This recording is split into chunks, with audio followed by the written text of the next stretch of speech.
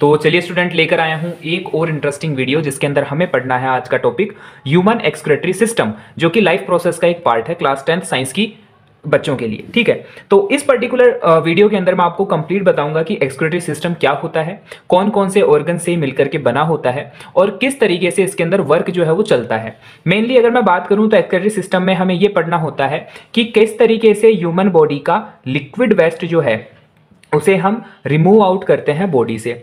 Now student, एक बात दिमाग में जरूर रखना, यहां पर जब हम एक्सक्रीटरी सिस्टम की बात कर रहे हैं तो मैंने आपको बताया कि लिक्विड वेस्ट को हम रिमूवल आउट करेंगे बॉडी से बाहर, बट यहां पर इसका मतलब ये नहीं है कि ह्यूमन बॉडी में बनने वाला सारा की सारा लिक्विड वेस्ट ही एक्सक्रीटरी सिस्टम से बाहर निकाला जाएगा। बिकॉज आपने सुना होगा स्वेट भी बेटा एक तरीके का आपका लिक्विड वेस्ट ही होता है ह्यूमन बॉडी का, बट वो आपका निकलता है स्वेट ग्लैंड से स्किन के थ्रू। ठीक है, तो कहने का मतलब मेरा ये है कि लिक्विड वेस्ट के अंदर जो एक major amount of liquid waste हमारी बॉडी जनरेट करती है, जिसको हम नॉर्मली यूरिन के नाम से जानते हैं, उस यूरिन को किस तरीके से ह्यूमन बॉडी बाहर निकालती है और उसके पीछे कौन कौन से ऑर्गन्स इन्वॉल्व रहते हैं इस काम में, वो हम पढ़ते हैं एक्सक्रीटरी सिस्टम के अंदर। ठीक है, तो ये थोड़ा सा इंट्रोडक्शन हो गया कि हमें पढ़ना क्या है, कि बॉडी के अंदर से यूरिन को रिमूवल आउट कैसे किया जाता है। तो यहां पर हम इसी टॉपिक के अंदर ब्लड फिल्ट्रेशन को भी समझेंगे कि ह्यूमन बॉडी के अंदर ब्लड फिल्ट्रेशन कैसे होता है, बिकॉज किडनी ही वो ऑर्गन है जो हमारे ब्लड को फिल्टर करती है। तो ये सारा टॉपिक हम इसमें समझेंगे। तो चलिए वीडियो को स्टार्ट करते हैं, और अगर कोई डाउट आता है आपके तो रेस्पेक्टिव वीडियो के नीचे कमेंट बॉक्स में आप इसको पूछ सकते हो। जितना जल्दी होगा मैं आपको रिप्लाई करने की कोशिश करूंगा। स्टार्ट करने से पहले एक और जो मेजर डाउट बच्चों के दिमाग में रहता है उसके ऊपर मैं बात कर लेता हूं। देखो, ह्यूमन बॉडी जो है बेसिकली दो टाइप के, वैसे तो 3 टाइप के वेस्ट बनाती है, उसमें से मेजर होते हैं आपके सॉलिड वेस्ट और लिक्विड वेस्ट। अगर तीनों की बात करूं तो एक गैसियस वेस्ट और होता है, गैसियस वेस्ट। तो ऐसे करके ह्यूमन बॉडी 3 टाइप के वेस्ट बनाती है। अगर मैं गैसियस वेस्ट की बात करूं तो आपने सुना हुआ होगा CO2, जो कि कंसीडर किया जाता है गैसियस वेस्ट के अंदर लंग्स की हेल्प से रिमूवल आउट होता है ह्यूमन बॉडी से।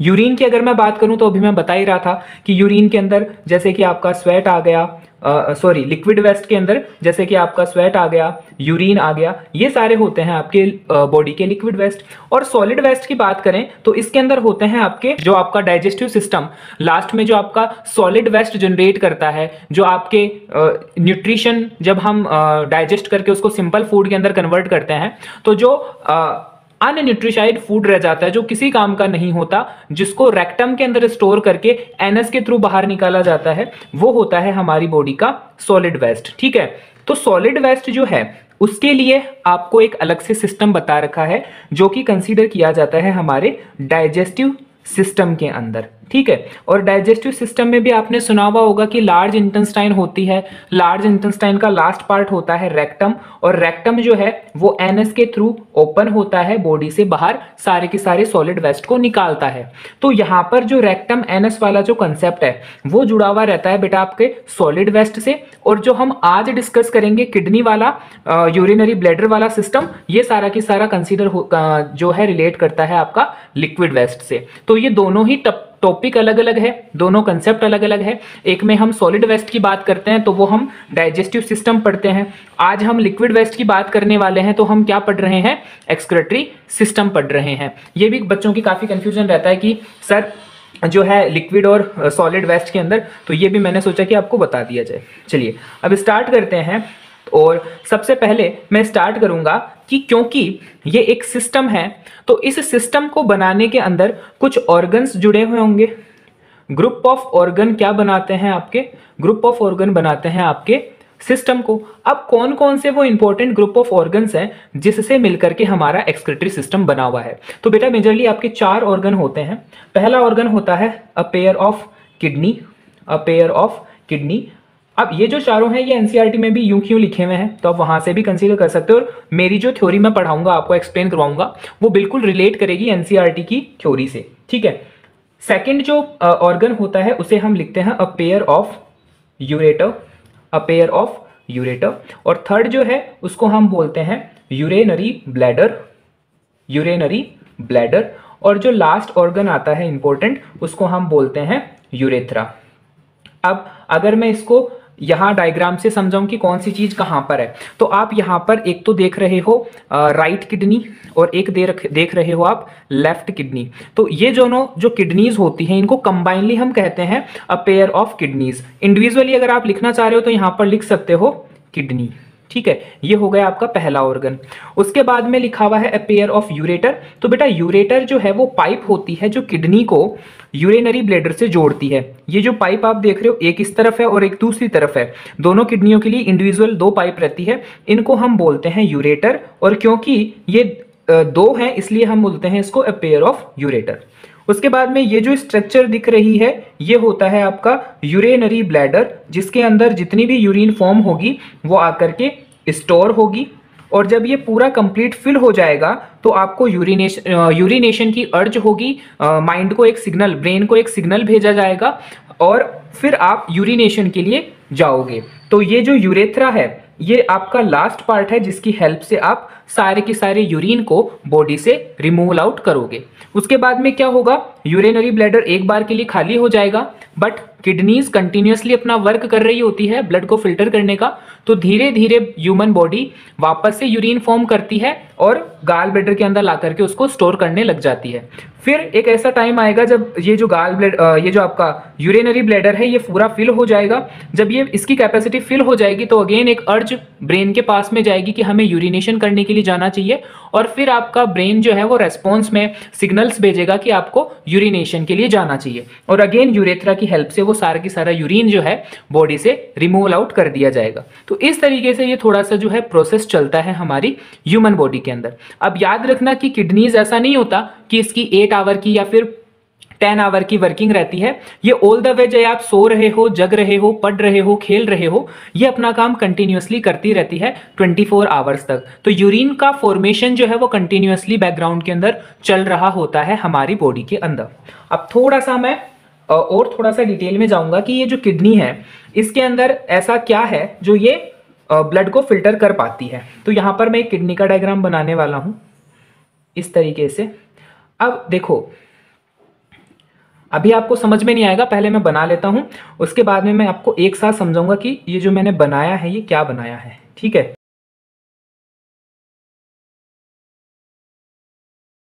देखो बेटा, ये जो है बेसिकली मैंने एक बार के लिए आपका ये वाली जो किडनी है इस वाली किडनी को यहां पर बड़ा करके जूम करके आपको दिखाया है। यहां पर थोड़ा सा इसको मैं अगर और बताऊं तो ये जो मैंने वाई शेप आपको दिख रही है, उल्टा जो वाई बना रखा है, ये बेसिकली इनमें से एक पाइप तो होती है अरोटा की और दूसरी होती है वेना कावा की।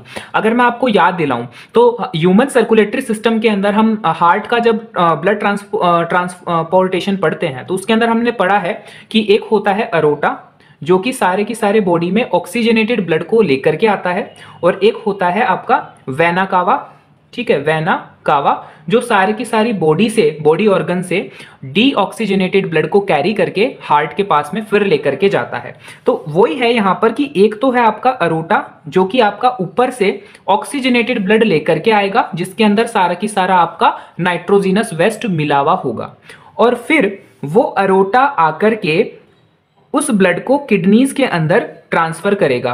अब अरोटा से ऐसे मान लो कि यहां पर एक पाइप थी जो आपका ब्लड को ऊपर से लेकर के आ रही है, ऑक्सीजनेटेड ब्लड को। उस ब्लड में ऑक्सीजन भी है और साथ ही साथ में आपका जितना भी नाइट्रोजिनस वेस्ट है वो भी है। अब ये जो अरोटा ब्लड को लेकर के आया, इस अरोटा से एक आर्टरी निकल रखी है जिसे हम पढ़ते हैं रीनल आर्टरी। क्या पढ़ते हैं? Renal artery. ये रीनल आर्टरी किस लिए रेस्पॉन्सिबल है? रीनल आर्टरी रेस्पॉन्सिबल है उस ऑक्सीजनेटेड ब्लड को जिसमें नाइट्रोजिनस वेस्ट है उसको किडनी में लेकर के आने के लिए, ठीक है। अब रीनल आर्टरी की हेल्प से वो सारा की सारा नाइट्रोजिनस वेस्ट वाला ऑक्सीजनेटेड ब्लड किडनी के अंदर एंटर हुआ। तो ये जो मैंने ये वाला जो पोर्शन दिखा रखा है मैं इसको यहां पर एक्सप्लेन कर रहा हूं कि एक जो आर्टरी है वो अरोटा से निकल करके किडनी के अंदर आ रही है, जो सारा की सारा इम्प्योर ब्लड जो है उसको लेकर के अंदर आ रही है किडनी के।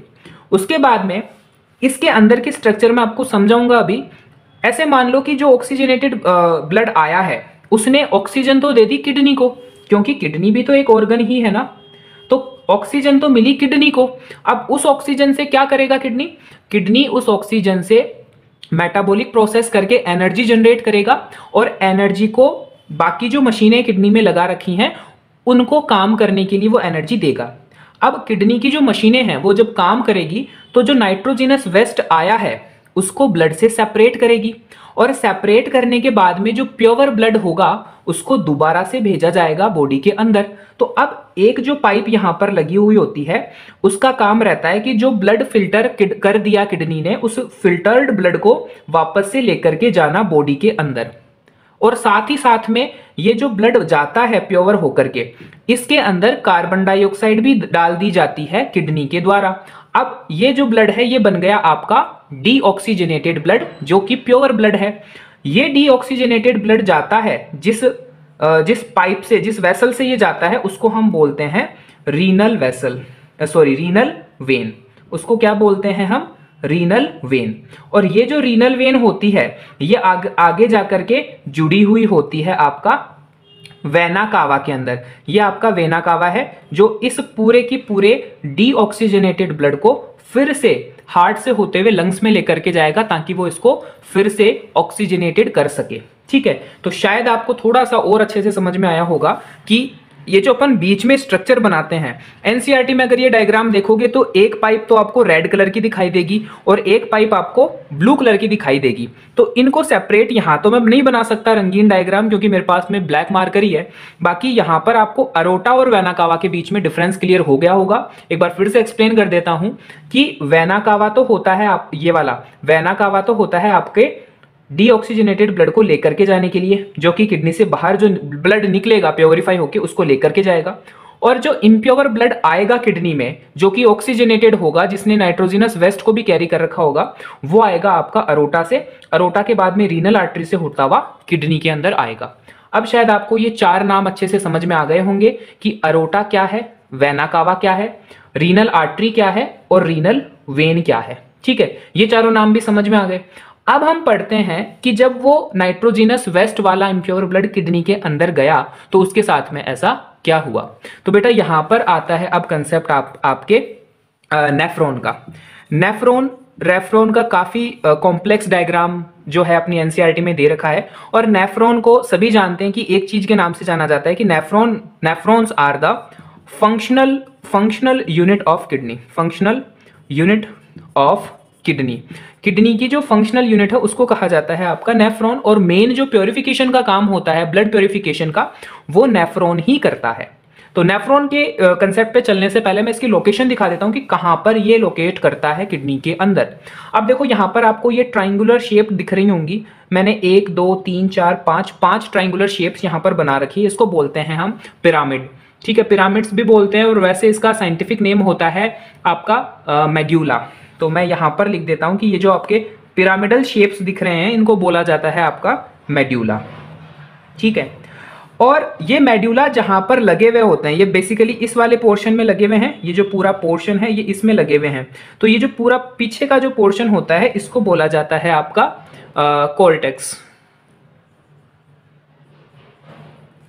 ठीक है, इसको क्या बोला जाता है आपका कॉर्टेक्स। तो कॉर्टेक्स और मेड्यूला जो है आपस में यूं लगे हुए रहते हैं। इन दोनों के बीच में ये वाली जो जगह रहती है, इस जगह पर आपके लगे हुए रहते हैं नेफ्रॉन्स। ठीक है, इस जगह पर आपके क्या लगे हुए रहते हैं? नेफ्रॉन्स। अब बेटा एक चीज ध्यान देना कि एक पिरामिड में अभी मैंने 4 नेफ्रॉन बनाए, इसमें भी मैंने 4 नेफ्रॉन बनाए, बट एक्चुअल में जब हम नेफ्रॉन को काउंट करेंगे तो एक सिंगल किडनी के अंदर मिलियंस ऑफ नेफ्रॉन्स हो सकते हैं। ये काफी ज्यादा छोटे होते हैं, तो यहां तो मैं इतने ज्यादा छोटे नहीं दिखा सकता, बाकी मिलियंस ऑफ नेफ्रॉन जो है इन पिरामिडल शेप्स में लगे हुए होते हैं। ठीक है, तो ये लोकेशन मैंने आपको बताया कि नेफ्रॉन किडनी में कौन सी जगह लगे हुए होते हैं।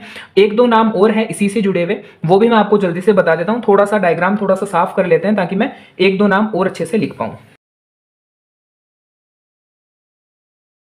देखो इसको तो मैंने आपको बताया था मेड्यूला,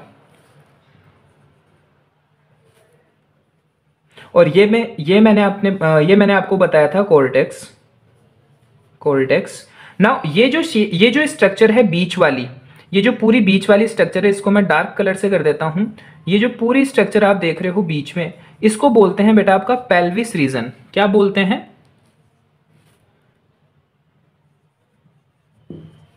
पेल्विस रीजन बोलते हैं।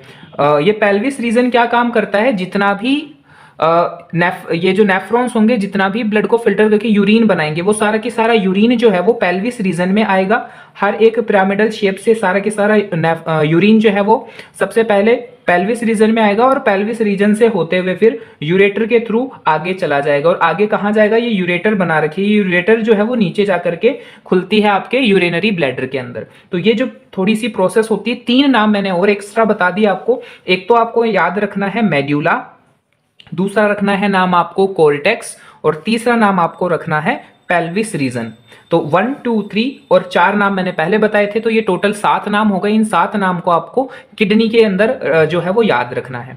अब हम चलते हैं अगले टॉपिक पर, जो कि है हमारा नेफ्रॉन, और उसमें हम समझेंगे कि ब्लड को फिल्टर कैसे किया जाता है। अब देखो, अगर हम एनसीईआरटी के अकॉर्डिंग नेफ्रॉन का स्ट्रक्चर देखेंगे तो ये काफी कॉम्प्लेक्स डायग्राम है, और एग्जामिनेशन पॉइंट ऑफ व्यू में अगर हम बात करें तो काफी टाइम कंज्यूमिंग वाला डायग्राम है। अब मैंने पीछे हेडिंग क्या लिख रखी है, सिंपल स्ट्रक्चर ऑफ नेफ्रॉन, यानी कि मैं अब इससे थोड़ा सा सिंप्लीफाइड वर्जन आपको यहां पर बना करके दिखाऊंगा, और वो आप एग्जाम में भी बना सकते हो, क्योंकि जितने भी मैं लैबलिंग करूंगा वो सारी की सारी लैबलिंग होगी एनसीईआरटी वाले डायग्राम के अकॉर्डिंग, और डायग्राम जो मैं बनाऊंगा वो थोड़ा सा इससे सिंपल होगा। तो आपको फायदा ये मिल जाएगा कि अगर आप वो डायग्राम बनाओगे तो आपका टाइम काफी ज्यादा बच जाएगा, और वो टेक्निकली और मार्क्स के अकॉर्डिंग भी बिल्कुल ठीक डायग्राम होगा, कोई टीचर उसको गलत नहीं बताएगा। तो सबसे पहले मैं जल्दी से यहाँ पर नेफ्रॉन का स्ट्रक्चर बना लेता हूँ, वो आप देखना कि मैं बना कैसे रहा हूँ, उसके बाद में भी आप भी सीख जाओगे उसको बनाना।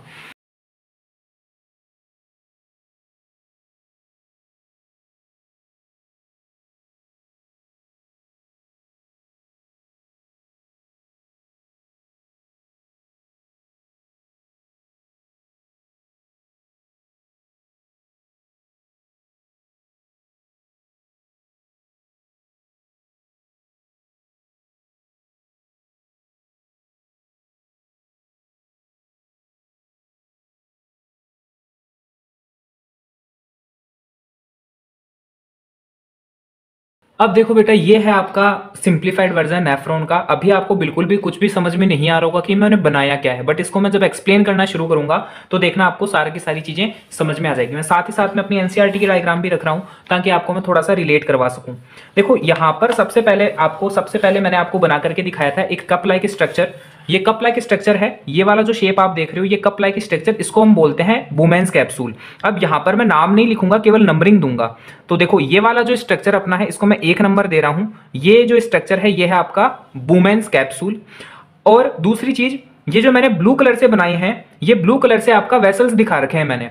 वेसल्स के अंदर आपके, अभी मैंने आपको पढ़ाया था कि किडनी के अंदर 2 टाइप के वेसल होते हैं। जैसे कि अगर मैं यहां पर बनाऊं तो एक तो निकला हुआ रहता है, ये तो निकला हुआ रहता है आपका आपका यूरेटर। ये तो है आपका यूरेटर, जो कि आपका सारा की सारा यूरिन को लेकर के जाएगा कहां, यूरिनरी ब्लैडर के अंदर। बट उससे पहले मैंने यहां पर आपको बताया था कि एक पाइप होती है अरोटा की और एक पाइप होती है वेना कावा की। मान लो कि ये वाली पाइप है अरोटा की जो आपका ब्लड को लेकर के आएगी, और ये वाली पाइप है वेना कावा की जो ब्लड को लेकर के जाएगी। अब इन दोनों ही पाइप से 2 वेसल्स जुड़ी हुई रहती है किडनी के। एक तो जुड़ी हुई रहती है अरोटा के, और एक दूसरी जुड़ी हुई रहती है आपका वेना कावा के।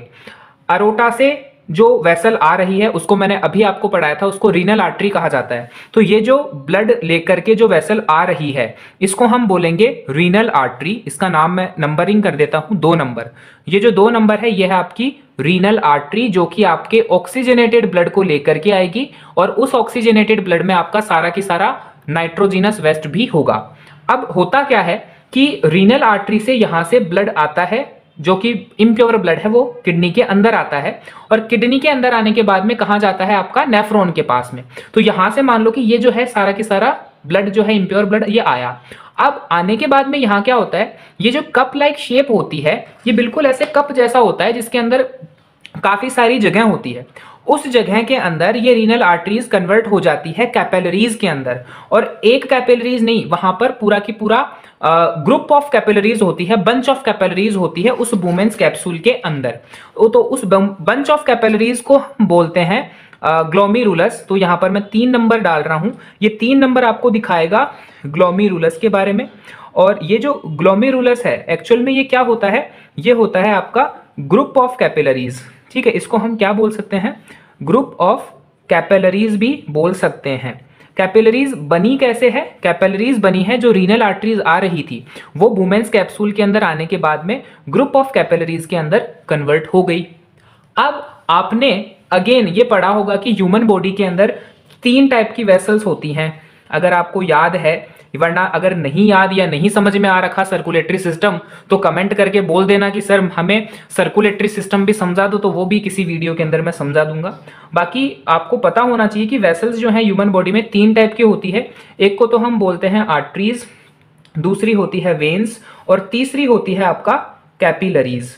अब ये जो कैपिलरीज होती है इनका काम होता है आपका मटेरियल एक्सचेंज करने का। मटेरियल एक्सचेंज करने का मतलब है कि जितना भी नाइट्रोजिनस वेस्ट ब्लड से बाहर निकलेगा वो इसी वुमेन कैप्सूल में इन्हीं ग्रुप ऑफ कैपिलरीज की हेल्प से बाहर निकाला जाएगा। तो होता यह है कि जितना भी आपका नाइट्रोजिनस वेस्ट है वो इस तरीके से वुमेन्स कैप्सूल के अंदर बाहर की तरफ निकाला जाता है। ये वुमेन कैप्सूल की लेयर और बंच ऑफ कैपिलरीज दोनों परमिएबल होती है, सेमी परमिएबल होती है। सेमी परमिएबल का मतलब है कि ब्लड को तो ये बाहर निकलने नहीं देगी और जितना भी नाइट्रोजिनस वेस्ट है वो सारा की सारा इसमें बाहर निकाल दिया जाएगा। अब जितना भी नाइट्रोजिनस वेस्ट आया है वो कहां पर आ चुका है? इस कप लाइक स्ट्रक्चर में आ चुका है जिसको हमने बोला वुमेन्स कैप्सूल। अब ये जो वुमेन कैप्सूल है ये एक ट्यूबुलर सेक्शन से जुड़ा हुआ रहता है, ठीक है। अब ये ट्यूबुलर सेक्शन स्टार्ट और एंड कहां पर होता है ये देखना। ये ट्यूबुलर सेक्शन स्टार्ट हो रहा है इस जगह से, ठीक है, और ऑल द वे ये जो आप मैंने देख रहे हो कि ये इस तरीके से सांप के जैसा बना रखा है। फिर ये ब्लैक कलर वाला देखना, जो ब्लैक कलर से मैंने बना रखा है, ये जो ब्लैक कलर है पूरा यहां तक आकर के फिर थोड़ा सा यहां पर कर्व होकर के यहां तक का, ठीक है। ये यहां से स्टार्ट होकर के और ऑल द वे यहां तक जो चलता है इसको हम बोलते हैं ट्यूबुलर सेक्शन ऑफ नेफ्रॉन, ठीक है। अब ये जो ट्यूबुलर सेक्शन है इसके भी 3 पार्ट होते हैं, वो 3 पार्ट भी मैं यहां पर आपको बना करके बता देता हूं कि कौन कौन से वो 3 पार्ट होते हैं। तो देखो मैंने आपको बताया ट्यूबुलर सेक्शन, तो ये ट्यूबुलर सेक्शन बेसिकली 3 पार्ट में होता है। जो फर्स्ट पार्ट आएगा जो स्टार्टिंग से यहां तक का होगा, इतना यहां से लेकर के यहां तक का, इसको हम बोलते हैं पीसीटी, ठीक है। क्या बोलते हैं? पीसीटी, जिसकी फुल फॉर्म होती है प्रॉक्सिमल कॉन्वोल्यूटेड ट्यूब्यूल। ये सारे नाम मैं भी आपको लेबलिंग करवा दूंगा। तो एक बार के लिए ऐसे मान लो कि ये जो पीसीटी है ये यहां पर मैं बना रहा हूं, ये जो पीसीटी है ये 4 नंबर में बना दिए मैंने। उसके बाद में जो बीच वाला पार्ट यहां से लेकर के स्टार्ट होकर के ये यू शेप का यहां तक जो चल रहा है, यू शेप में जो है, इसको हम बोलते हैं LOH, ठीक है, लूप ऑफ हैनल। क्या पढ़ते हैं? लूप ऑफ हैनल, या फिर कुछ किताबों में हैनल्स लूप भी लिखा हुआ इसको आता है। तो ये हो गया आपका यू शेप वाला लूप ऑफ हैनल। उसके बाद में यहां से लेकर के जहां पर ट्यूबुलर सेक्शन खत्म होगा, ये जो कर्व्ड पार्ट होता है इसको बोला जाता है आपका डीसीटी, जिसकी फुल फॉर्म होती है डिस्टल कॉन्वोल्यूटेड ट्यूब्यूल, ठीक है। तो इसको हम बोल देंगे distal convoluted tubule. U shape वाले को नंबरिंग दे देते हैं 5 नंबर और इसको नंबरिंग दे देते हैं हम 6 नंबर। तो ये ऐसे करके आपका ट्यूबुलर सेक्शन खत्म होता है 4, 5 और 6 नंबर पे। अब क्या होगा, जिस जगह पर ट्यूबुलर सेक्शन खत्म होता है वहां पर एक बड़ी पाइप जा रही होती है जिसमें मल्टीपल ट्यूबुलर सेक्शन जो है वो मिल रहे होते हैं। ये जो मैंने ओपनिंग छोड़ी है यहाँ पर, ये मान लो कि दूसरे नेफ्रॉन का ट्यूबुलर सेक्शन आकर के यहाँ ज्वाइंट हो रहा है, यहाँ ज्वाइंट हो रहा है, यहाँ पर भी बना सकते हो। इसमें काफी सारे ट्यूबुलर सेक्शंस जो हैं वो जुड़ रहे होते हैं मल्टीपल नेफ्रॉन के। अब ये जो पाइप होती है इसको हम बोलते हैं आपका कलेक्टिंग डक्ट बोलते हैं इसको। और ये कलेक्टिंग डक्ट चली जाती है फिर आगे जाकर के यूरेटर के अंदर, ठीक है। और यूरेटर कौन सी जगह है? यूरेटर वही पाइप है जो किडनी को यूरिनरी ब्लैडर से जोड़ेगी। तो ये जो कलेक्टिंग डक्ट है वो आगे जाकर के बन जाती है यूरेटर, जो कि सारे की सारे जो भी लिक्विड वेस्ट बना है वो लेके चली जाएगी आपका यूरिनरी ब्लैडर के अंदर। अब यहां से एक बात सुनना कि मैंने अभी तक यूरिन का नाम नहीं बोला। मैंने जितना भी आपको समझाया वो नाइट्रोजिनस वेस्ट के बारे में समझाया, क्योंकि अभी तक जो पूरा की पूरा वुमेन्स कैप्सूल से सेपरेट हुआ और इस ट्यूबुलर सेक्शन से होता हुआ यहां तक आया वो सारा की सारा नाइट्रोजिनस वेस्ट था। जैसे ही ये सारा की सारा नाइट्रोजिनस वेस्ट कलेक्टिंग डक्ट में एंटर होता है तब इसका नाम हो जाता है यूरिन, ठीक है। तब इसका क्या नाम हो जाता है? यूरिन। तो अब हम ये कह सकते हैं कि कलेक्टिंग डक्ट में सारा की सारा यूरिन आएगा और वो सारा की सारा यूरिन यूरेटर से होते हुए यूरिनरी ब्लैडर में चला जाएगा। अब शायद आपको थोड़ा सा डायग्राम अब समझ में आया होगा कि क्या कहानी चल रही थी। 1 नंबर 2 नंबर, ये सारी कहानी आपको समझ में आ गई होगी।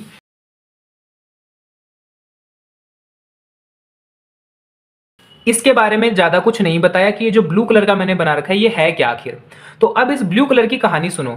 मैंने बताया था कि ये जो ब्लू कलर में बना रखा है वैसे तो ये वेसल है। वेसल का मतलब जो ब्लड को ट्रांसपोर्ट करेगी वो वेसल है, ये वो रास्ता है। कैसे ट्रांसफर होगा ये सुनो आप। तो इसमें यह माना जाता है कि ये मैंने आपको समझाया कि इसको हम बोलते हैं रीनल आर्टरी, जो कि सारा की सारा वेस्ट लेकर के आएगी। अब यहां सुनो कि ये जो वुमेन्स कैप्सूल था इसके अंदर नाइट्रोजिनस वेस्ट तो बाहर निकाल दिया गया। अब पीछे जो ब्लड बचा है वो तो प्योर ब्लड हो गया, क्योंकि उसके अंदर से तो सारा की सारा कचरा बाहर निकाल ही लिया गया। ये प्योर ब्लड जो है ये चला जाता है फिर इस रास्ते से नीचे की तरफ। और आप ध्यान से अगर देखो तो ये जो अब जो वेसल जा रही है ये पूरी इस ट्यूबुलर सेक्शन के ऊपर इस तरीके से क्रॉस में लिपटी हुई होती है, पूरे ट्यूबुलर सेक्शन के ऊपर। अब दिमाग में क्वेश्चन बनेगा कि सर जब यहाँ पर ये प्योर ब्लड बन ही चुका है तो इसको सीधा यहाँ से बाहर क्यों नहीं निकाल दिया गया? ठीक है, क्योंकि अगर बाहर निकल जाती तो इसको हम क्या पढ़ते, फिर इसको हम बोलते रीनल वेन, क्योंकि मैंने अभी आपको समझाया था कि रीनल वेन जो आपका प्योरीफाइड ब्लड लेकर के बाहर निकलेगी। बट यहां पर एक और काम किडनी को करना होता है जिसको हम बोलते हैं रीएब्जॉर्प्शन। क्या बोलते हैं उसको? हम रीएब्जॉर्प्शन बोलते हैं। अब ये रीएब्जॉर्प्शन टर्म क्या है? तो इसको यूं समझ लो कि कई बार ये जब एक्सचेंज चल रहा होता है मटेरियल का तो कई बार कुछ काम की चीजें भी इस सेमी परमिएबल मेम्ब्रेन से बाहर निकल करके वुमेन्स कैप्सूल में आ जाती है। अब उन चीजों को वापस से ब्लड में डाला जाता है और ये काम किया जाता है आपका इस ट्यूबुलर सेक्शन के अंदर। ठीक है, पीसीटी, लूप ऑफ एनल और डिस्टल कॉन्वोल्यूटेड ट्यूबुल, इन तीनों के अंदर आपका क्या काम होता है? अगेन एक्सचेंज ऑफ मटेरियल का। जो काम की चीजें गलती से ट्यूबुलर सेक्शन में चली गई थी उनको उठा करके फिर से वेसल्स में डाला जाता है ताकि काम की चीजें बॉडी से बाहर ना निकले। कि इन केस आपकी बॉडी में सफिशिएंट अमाउंट ऑफ वाटर से कम पानी है तो कई बार किडनी यूरिन से ही उस वाटर को रीअब्सॉर्ब कर लेती है। जो यूरिन वो बना रही थी उसी से पानी को फिर से ब्लड में मिक्स करती है ताकि बॉडी में पानी की कमी ना हो। तो वो क्या किया, वो जो किया जाता है वो बेसिकली किया जाता है आपका लूप ऑफ एनल में। ये बोला जाता है कि loop of anal basically responsible होता है आपका वाटर रीअब्सॉर्प्शन के लिए। तो इसमें क्या होता है, जो यूरिन बनी थी ट्यूबुलर सेक्शन में उसको निकाल करके उसमें से पानी को निकाल करके फिर ब्लड में डाला जाता है। तो वो जो उसको बोलते हैं हम रीअब्सॉर्प्शन। तो इसलिए इन दो कामों के लिए जो है वो आपका इस ट्यूबुलर सेक्शन पे ये जो वेसल है ये लिपटी हुई होती है। अब आप देखोगे कि यहाँ पर ये जो है टर्न्स खत्म हो गए। यहाँ से जो ये मैंने वेसल निकाली है ये बेटा आपका एंड में वो वेसल है जो सारा की सारे काम की चीज को लेकर के, प्योरीफाइड ब्लड को लेकर के और जो भी गलती से सामान ट्यूबुलर सेक्शन में चला गया था उन सबको वापस से कलेक्ट करके इस ब्लड को बॉडी के अंदर लेकर के जाएगी। और बॉडी के अंदर ले जा करके कहाँ लेकर के जाएगी? इसको आपके हार्ट के पास में, और फिर ये ब्लड जाएगा लंग्स के पास में। क्यों?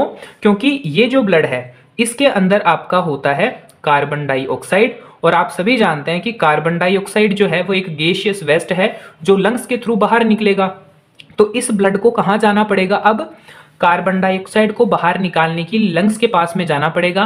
वहां पर आपने रेस्पिरेशन के अंदर पढ़ रखा है कि एल्वियोलर सैक होता है, बैलून लाइक स्ट्रक्चर, जिसमें एक्सचेंज ऑफ गैसेज होती है। CO2 को उन बैलून्स के अंदर डाला जाता है और उन बैलून से ऑक्सीजन को निकाल करके ब्लड में डाला जाता है ताकि फिर से ब्लड को ऑक्सीजनेट किया जा सके। और अब ये जो ऑक्सीजनेटेड ब्लड होगा वो हार्ट के थ्रू अगेन हर एक ऑर्गन में भेज दिया जाएगा ऑक्सीजन की सप्लाई करने के लिए।